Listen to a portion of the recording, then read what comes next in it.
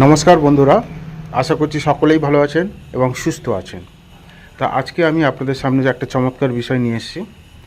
আপনার ডকুমেন্ট দিয়ে কতগুলি সিম রেজিস্টার করা আছে আপনি এটা দ্রুত চেক করে ফেলুন, এবং আপনি ব্যবহার করছেন না এমন নাম্বার যদি আপনার শো করে তাহলে কিন্তু আপনি দ্রুত ইনঅ্যাক্টিভ করে দিন বা ডিঅ্যাক্টিভ করে দিন।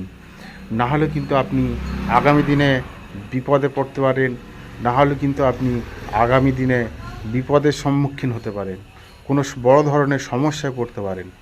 তাই দ্রুত চেক করে নিন আপনার নামে কটি রেজিস্টার আছে সিম কার্ড, এবং যেগুলো বর্তমানে আপনি ব্যবহার করছেন না আপনি দ্রুত ডিঅ্যাক্টিভেট করে দিন।